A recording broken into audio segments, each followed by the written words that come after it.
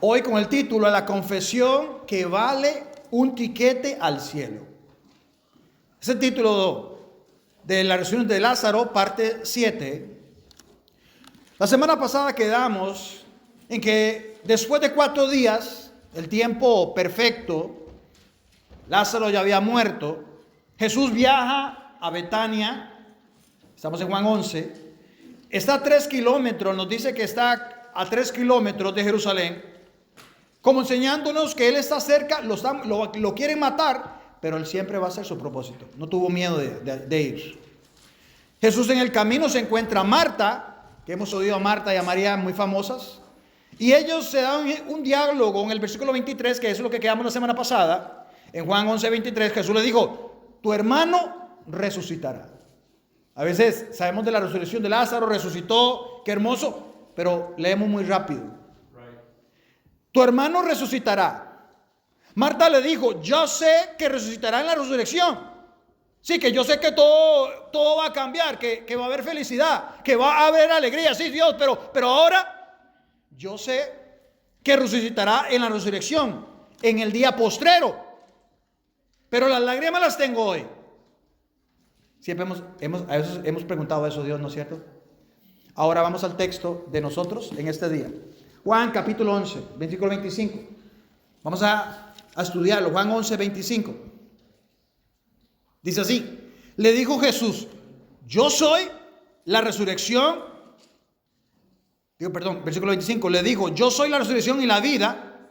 El que cree en mí, aunque esté muerto, vivirá. Y todo aquel, ahí no termina la salvación, está también para usted, para mí. Y todo aquel que vive y cree en mí, no morirá eternamente. ¿Crees esto? Le dijo, sí, Señor, yo he creído que tú eres el Cristo, el Hijo de Dios, que has venido al mundo.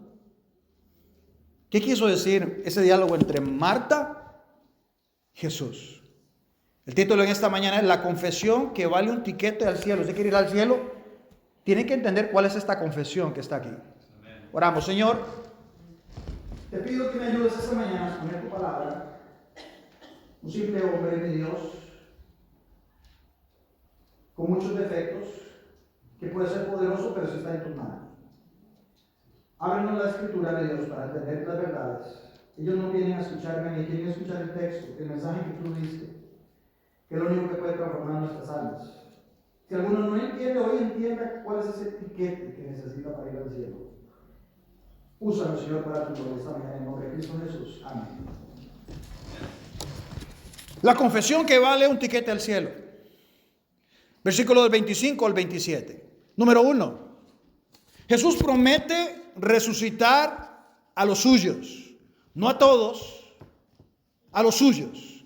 Versículo 25. Le dijo Jesús, vea cómo empieza la resurrección y sobre la salvación. No es una iglesia que salva porque usted es bautista o pertenezca a cualquier otra organización.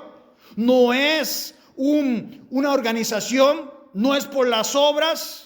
Dice manda la primera señal el maestro, una persona, y esa persona soy yo. Yo soy la resurrección y la vida. El que cree en mí, aunque esté muerto, vivirá. Y todo aquel que vive, ojo, usted decide su eternidad mientras está vivo, no muerto. No hay nada que hacer. Dice, y todo aquel que vive, o sea, esa hora, no existe purgatorio. Esa palabra no está en la Biblia.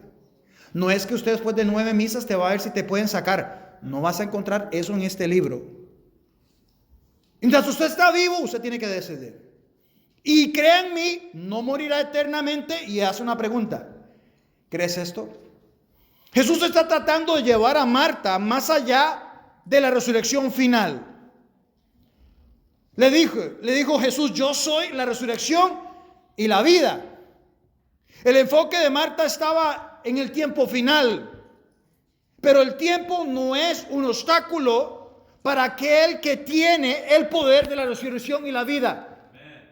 Jesús dijo, yo he venido para que tengas vida y vida en abundancia. Usted no necesita morir para que usted tenga paz y gozo y felicidad. Aún en cualquier tempestad, cualquier agua que se meta en su barca, usted puede tener paz.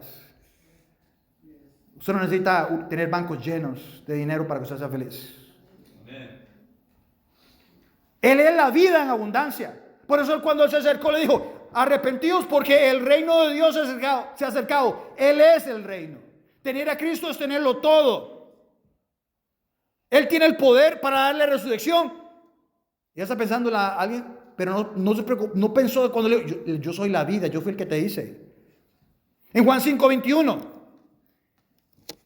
Pero como el Padre levanta a los muertos y les da vida, así también el Hijo a los que quiere da vida. Jesús mismo está diciendo que Él es la vida y la resurrección, pero unos capítulos atrás, 6 capítulos atrás, dice Juan que es el Padre el que levanta a los muertos y el que da vida.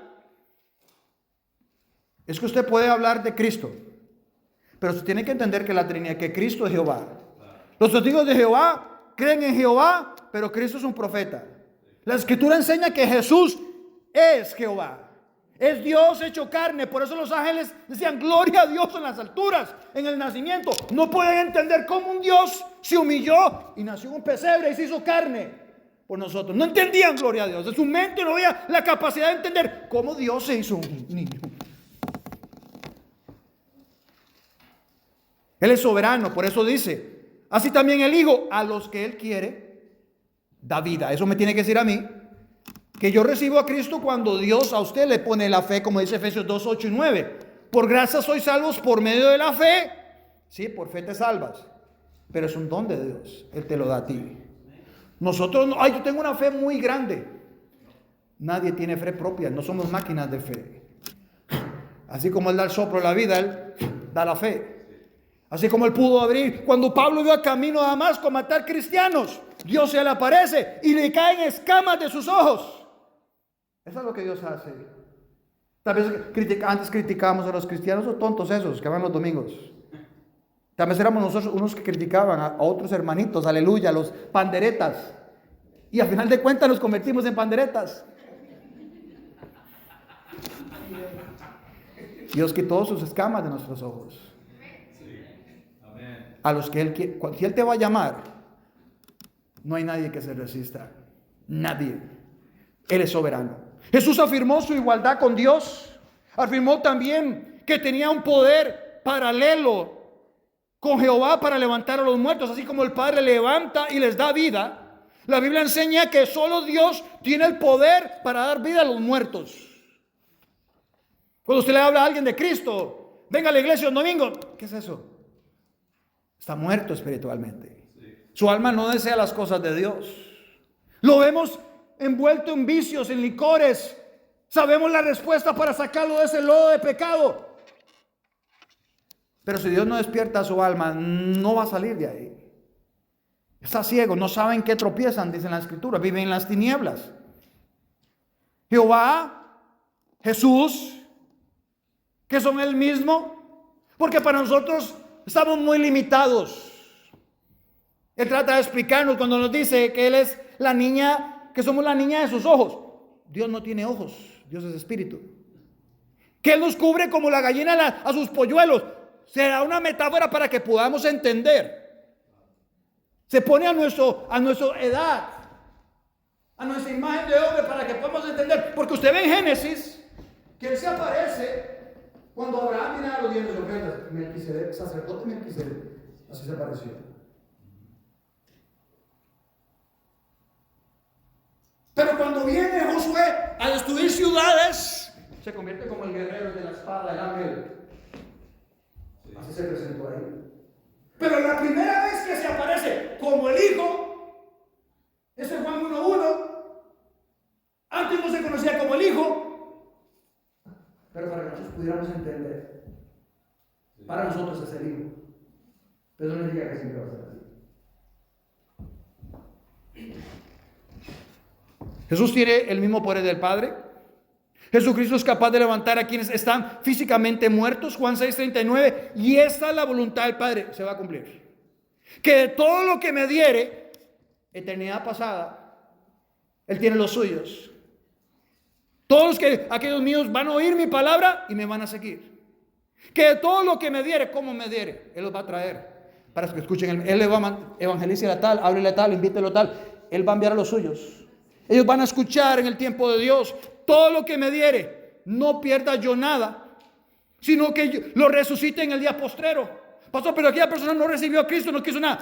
No era los que Dios le trajo a él. Porque todo lo que el Padre le da a Cristo va a venir.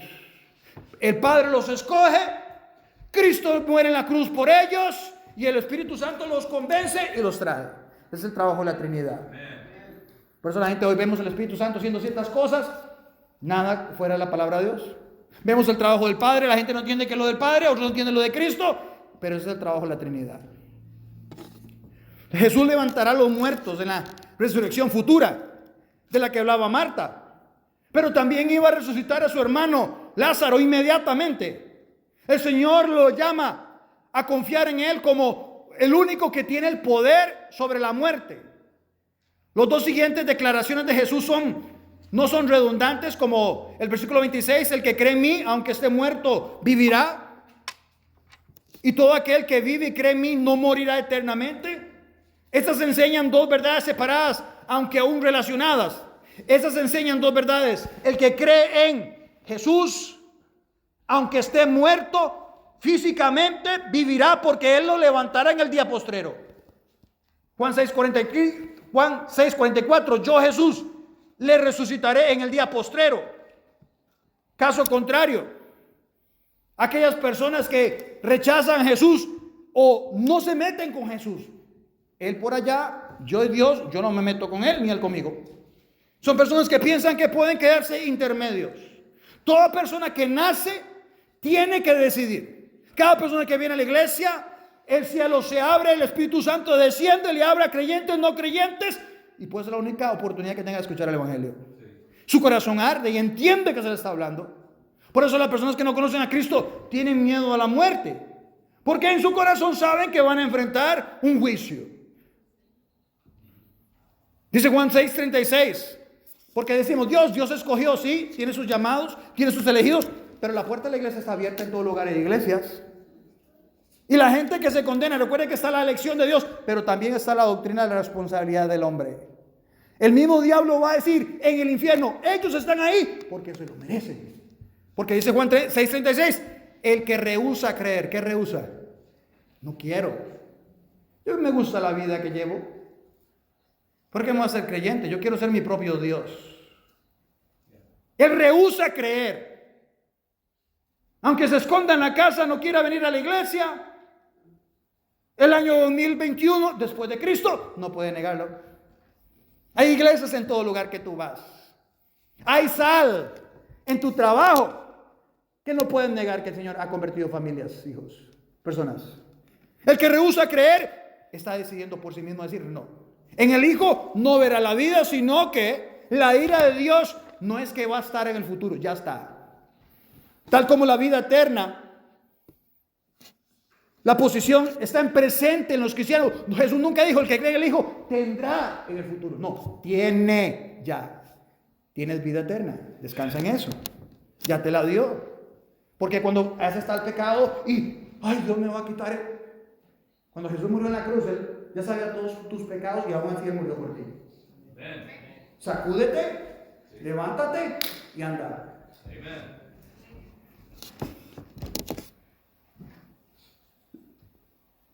Tal como la vida eterna es la posición presente de los creyentes, la condición de condenación está presente en los incrédulos. Así la idea que nos está hablando aquí este pasaje es que Dios, no es que Dios condenará un día a los pecadores por su incredulidad, desobedientes, que ellos mismos rehúsan creer, es que ellos ya están en el estado de condenación. Ya están, el problema es que ya están condenados. Y solo la fe en Jesucristo puede hacerlos salir de ahí. Al creer en Jesús, como enseña la Biblia, no morirás eternamente.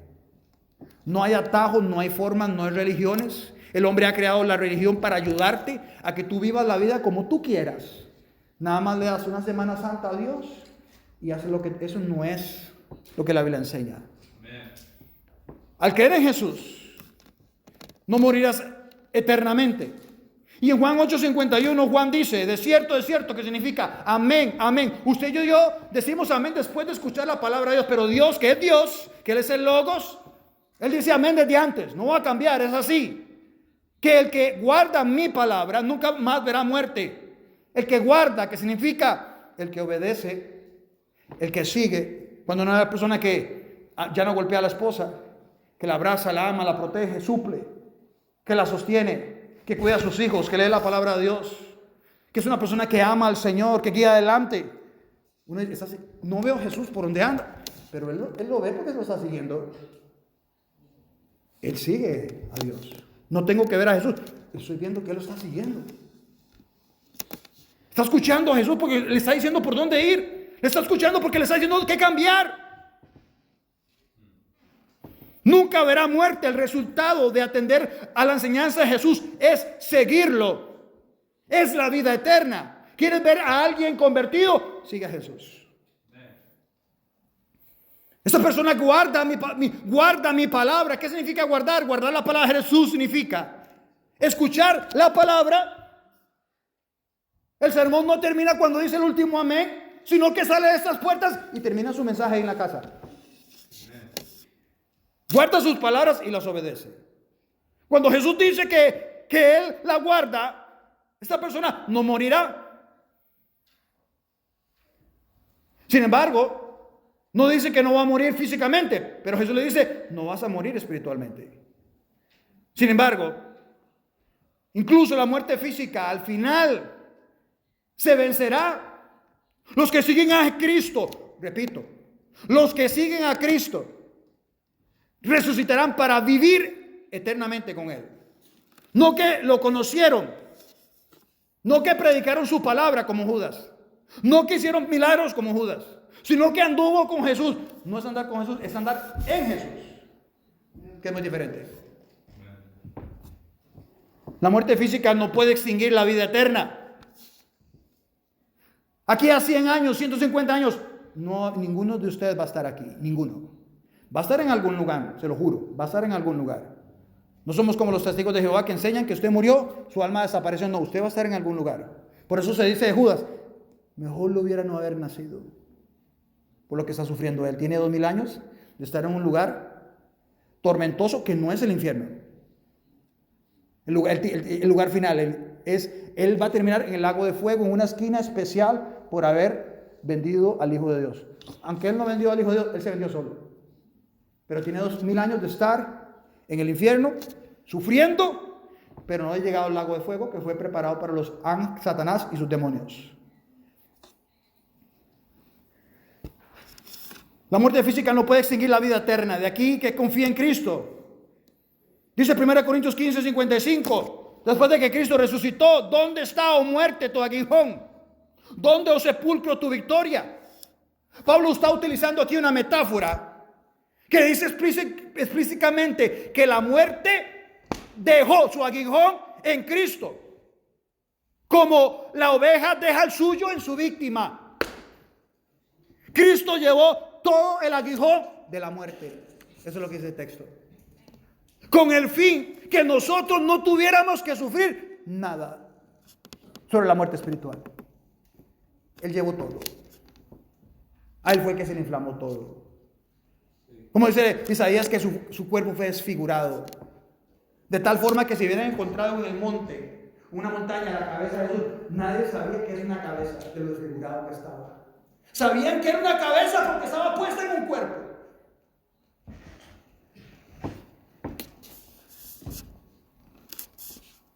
Para complacer el pensamiento, Pablo le recuerda con el siguiente versículo de ese mismo pasaje, versículo 56. Ya que el aguijón de la muerte es el pecado. El daño que la muerte causa es consecuencia del pecado. En realidad la muerte misma es causada por el pecado. Romanos 5:12, por tanto, como el pecado entró por un hombre, ese hombre es Adán, y por el pecado la muerte, así la muerte pasó a todos los hombres. Por cuanto todos pecaron, Adán fue hecho imagen de Dios. Pero en el momento que Adán pecó, de aquí para atrás, hasta el día de hoy, todos venimos a la imagen de Adán. Pecamos. Solo donde hay pecado. Dice, bueno, los niños cuando mueren van al cielo. Pero los niños nacen con su condición de pecadores, porque si no fueran pecadores, no morirían. Pero un bebé muere porque es pecador, su naturaleza es pecadora. Muere, si es bebé, muere, va al cielo. No tuvo que sufrir como usted y como yo. Fue misericordia de Dios, fue gracia de Dios. Pero si muere alguien, es porque es pecador. Por eso 1 Juan 2:12, Juan dice, vuestros pecados, y lo hablan presente, vuestros pecados han sido perdonados ahora, en este momento, el momento que te humillaste, dijiste que eres un pecador, que dejaste de confiar en las obras, en las imágenes, confiaste en Cristo como el único camino. Vuestros pecados han sido perdonados por su nombre. Nada más, no le agregue más cosas. No importa que cualquier hombre aquí con una corbata, saco o túnica agregue cosas, no le agregue más porque la Biblia dice por tu nombre, tus pecados fueron perdonados. Descansa en paz, sea libre, confía en las promesas de Dios. La muerte no ha desaparecido, pero su aguijón, el pecado, se ha quedado neutralizado. Ya no hay temor a la muerte. Andamos tranquilos.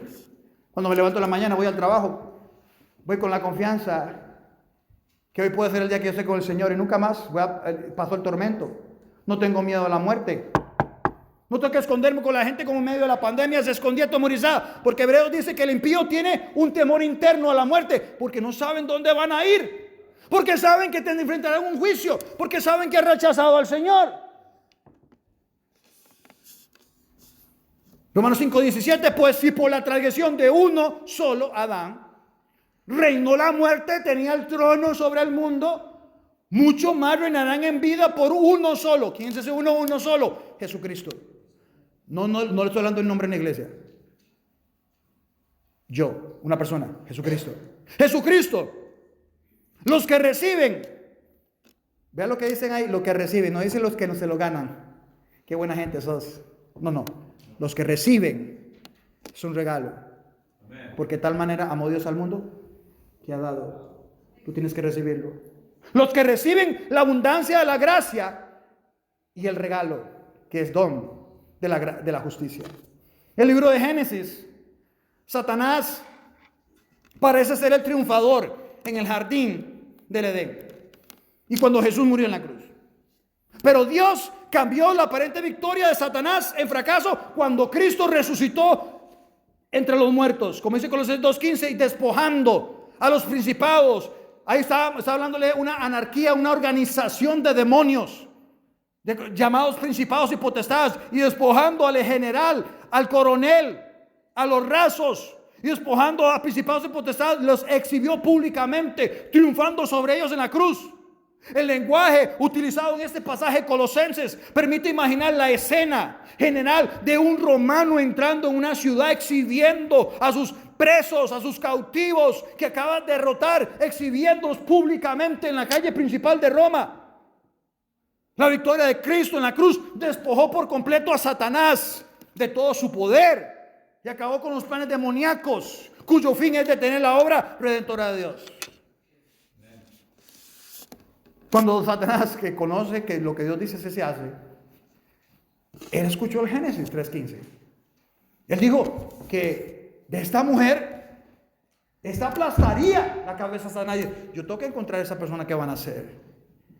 Y de ahí ha venido buscando quién es, el hijo de quién. Y él empezaba a ver, ¿eres tú el hijo de Dios? Él sabía que, porque Dios pudo haber destruido a Satanás ahí mismo. Pero Dios decidió que por medio de la simiente de la mujer vendría la promesa. Ese fue el plan de Dios y así Dios va a cumplir. Y Satanás andaba buscando, matando todos los niños, usando su instrumento Herodes. Porque Dios dijo que por medio de la simiente de la mujer aplaste la cabeza. Tengo que encontrarlo. Satanás, lo que Dios dice, así se cumple. Hebreos 2:14. Así que, en conclusión, resumiendo, este es el resumen. Así que, por cuanto los hijos participaron de carne y sangre, él también participó de lo mismo. O sea, Dios se hizo hombre para destruir por medio de la muerte al que tenía el imperio de la muerte. Esto es el diablo. Él tenía el control. Él lo tenía a usted encadenado, lo tenía listo. Cristo la venció y un día lo haremos también. La muerte ha sido vencida y nuestra esperanza va más allá de la tumba. Cuando somos de Dios, cuando somos de Dios, cuando somos de Dios, no tenemos por qué temer a la muerte. Porque sabemos que es la única puerta a la entrada de vida eterna. Por eso Jesús le contesta y le termina lanzando un reto a Marta y a usted también esta mañana. Versículo 25. Yo soy la resurrección y la vida. El que cree en mí, aunque esté muerto, vivirá. Y todo aquel que vive y cree en mí, no morirá eternamente. Y ve la pregunta, ¿crees esto? ¿Crees esto? Con el reto de Jesús a Marta, ¿crees esto? No le estaba preguntando ¿qué desayunaste hoy? ¿Cómo estás? Estaba preguntando que si creía que estaba a punto de resucitar a su hermano. El Señor le estaba llamando personalmente a creer que solo Él no es Jesús y la Virgen no es Jesús y los ídolos no es Jesús y esta iglesia no es Jesús y lo bueno, que si solo Jesús, no podía hacer. Creer esto es creer lo que Él dice de sí mismo. Luego es creer en Él. Una cosa es oír, razonar y argumentar sobre algo. Y otra cosa bien diferente es creerlo y aceptarlo. Confiar en ello. Dado su amor infinito por el alma de Marta, Jesús le señaló la única fuente de vida espiritual y bienestar. ¿Cuál es? Él. Es Él. Tantas religiones, tantos caminos. Es una persona de Jesús. La pandemia ha hecho que aumente los suicidios. Ha hecho que se vendan una mayor cantidad de medicinas de antidepresivos.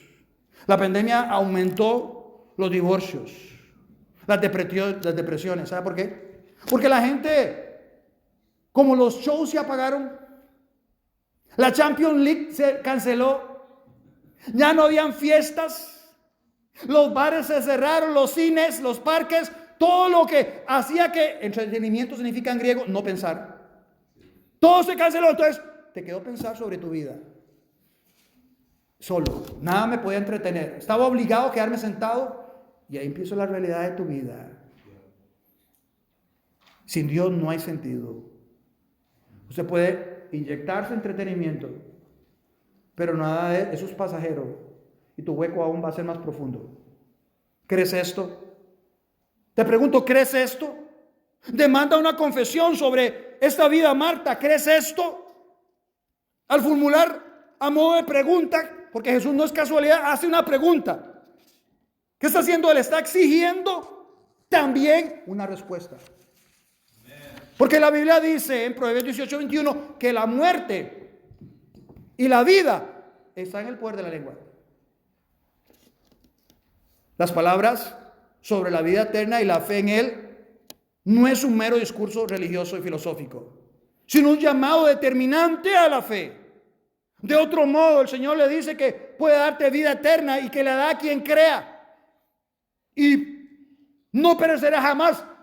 Pero la pregunta es, ¿crees esto? Resumiendo hasta el momento, Jesús tiene poder sobre la vida y la muerte, así como el único que puede perdonar pecados. Esto se debe a que Él es el creador de la vida. Él te hizo. Dice en Juan 14:6, Jesús le dijo, yo soy ningún lugar. No es la iglesia tal que salva, la que está al frente. No es la iglesia cal, no es la iglesia que papi y mi mamá me llevaron de la manita. Yo, una persona, soy el camino, la verdad. Y para tu sorpresa, Marta, en la vida, yo fui que te hice. En la vida. Él dice Colosenses 1:16 que Él es el creador, que todo fue hecho por Él y para Él. Que el mismo árbol que Él sembró, que Él hizo, que fue hermoso, que Él le dio la vida, porque un árbol puede nacer si Dios le da la vida. Fue el mismo árbol, la madera, que hizo la cruz que fue crucificada. Él hizo su propia cruz. Él hizo su propio plan. Él es el creador de la vida. Cada día diseña, hace una nueva mañana, un nuevo amanecer. La vida más oscura, el matrimonio más destruido, Él lo puede armar y hacer algo nuevo.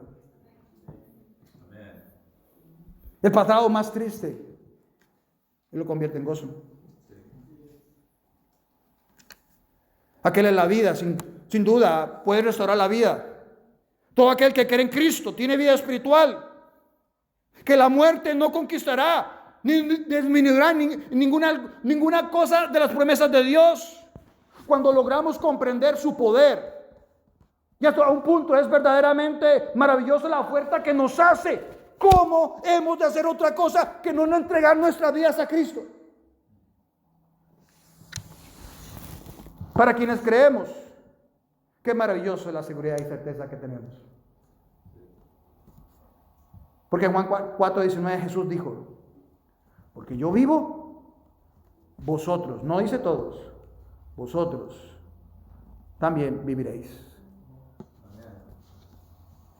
Hebreos 6:18, es imposible que Dios mienta.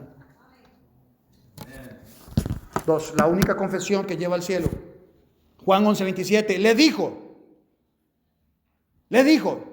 recuerda que Dios hizo una pregunta, merece una respuesta. Le dijo, sí Señor. No le dijo, sí sanador, sí maestro, ¿qué tengo que hacer para heredar la vida eterna? No, sí Señor, dueño. No le dijo, sí Salvador. Hay gente que le gusta el tiquete del cielo, pero no le gusta el señorío. No se puede. No se puede remar con un solo remo. Señor y Salvador. Le dijo su confesión: yo he creído que tú eres el Cristo, el Hijo de Dios, y que has venido al mundo. Le dijo su confesión al oír las palabras de Jesús, y oír las palabras de Jesús es oír la Biblia. Jesús expone la verdad y el hombre debe decidir. Marta expresó la razón misma por la que Juan escribió este evangelio. En Juan 20:31. Pero estas cosas, ¿cuáles cosas? Antiguo Testamento. No, Nuevo Testamento. En la versión de la Reina Valera 60 que está en sus manos. 31.103 versículos. 1.189 capítulos se escribieron para que creáis que Jesús es el Cristo, el Hijo de Dios, para que creyendo tengáis vida en su nombre. Eso no, la escritura no se escribió para darte las llaves del éxito, sino para que seas salvo. Para que seas salvo, no para que seas próspero. Porque Jesús te ofreció una cruz, pero nunca te ofreció almohadones.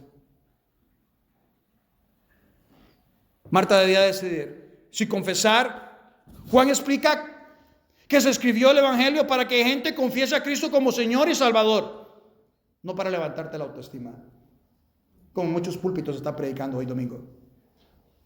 Le pasó igual a Pedro. Vemos su confesión. Mateo 16:15 le dijo: ¿y vosotros quién decís que soy yo? Porque ellos vienen diciendo, dicen que eres Juan el Bautista resucitado, que eres Elías. Pero eso no me importa qué dice la multitud. ¿Ustedes qué piensan? Respondiendo Simón Pedro dijo: tú eres el Cristo, el Hijo del Dios viviente. Mateo 16:16.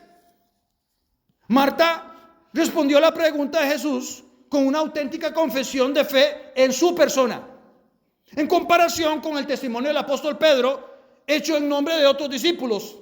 Este es cierto, en cierto modo, más completo. Y el versículo dice, de estudio esta mañana: yo he creído. Ahí está en griego. Yo he creído. La fe de Marta no era de aquel tiempo, en esa mañana. El verbo imperfecto que se utiliza ahí, yo he creído, habla de algo que tuvo lugar ya en el tiempo pasado y que ha sido algo completo. No, esa mañana creyó en Cristo. No fue una confesión de ese día. Es que un verdadero creyente no es un domingo y la semana vive como quiera. No, ya es salvo. Él cree, vive cada día creyendo lo que la Biblia dice. No cuando tiene miedo a la muerte. No cuando llega la enfermedad. Ya su decisión la había hecho en el pasado. Tú eres el Cristo, el Hijo de Dios.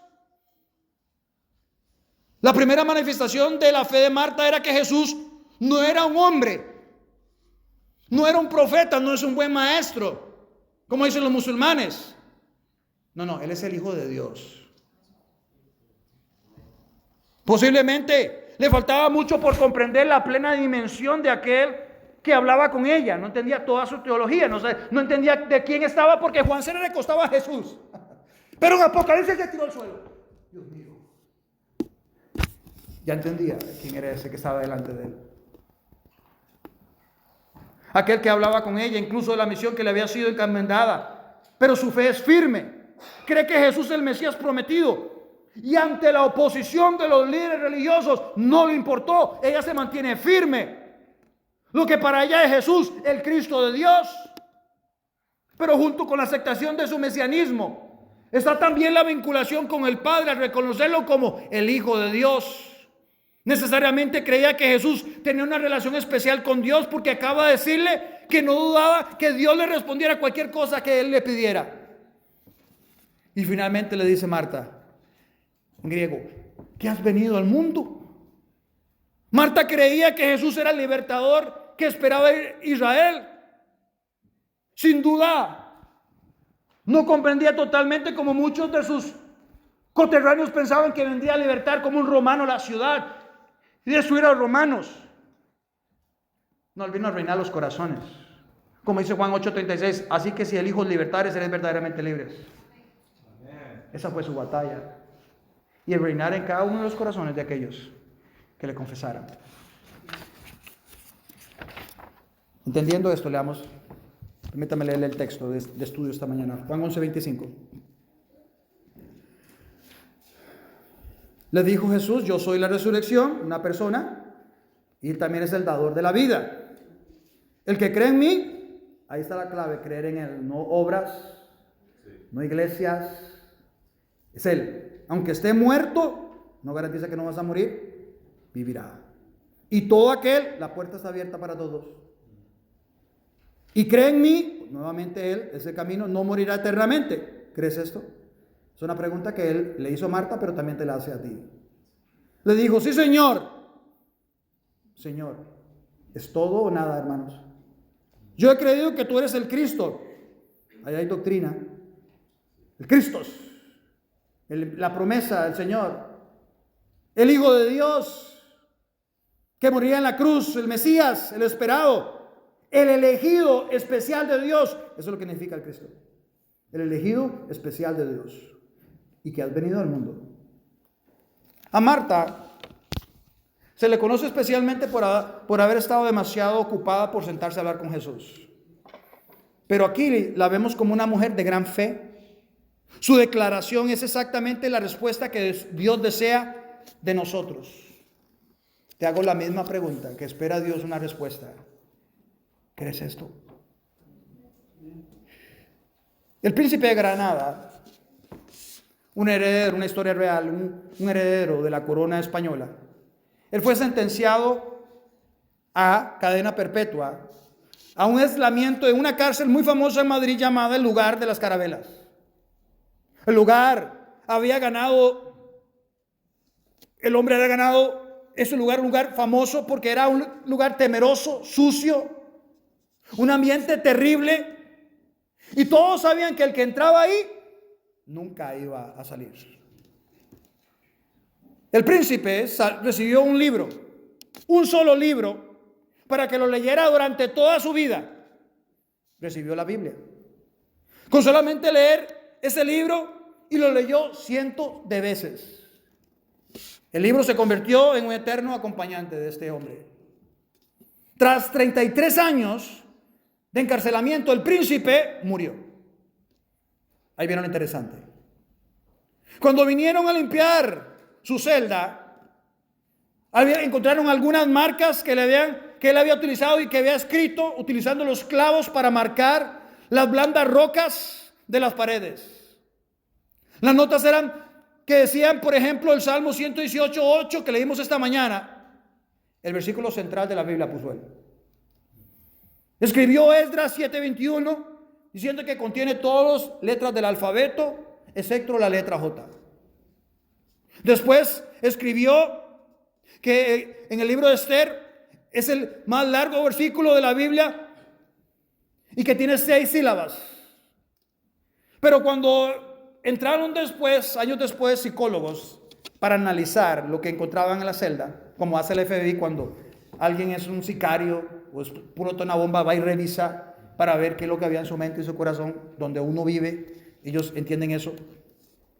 Ese psicólogo, en su revista, él puntualizó y le extrañó que un individuo que atravesó 33 años de su vida estudiando lo que algunos describen como el libro más grande, más maravilloso de todos los tiempos, y sin embargo, solo pudo escoger trivialidades, cosas interesantes.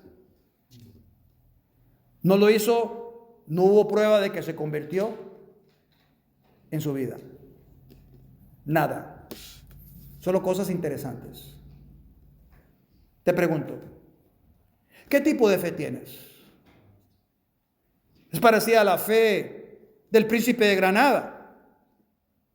Hay una gran diferencia entre saber los hechos sobre Dios, sobre Jesucristo, sobre la Biblia. Pero otra cosa es muy diferente, permitirle que Jesús te cambie de adentro para afuera. Muchas personas crecen conociendo mucho sobre el cristianismo, pero nunca han confiado en su vida a Cristo. ¿Lo has hecho tú? ¿Crees esto? Por favor, incline su cabeza. Cerremos los ojos.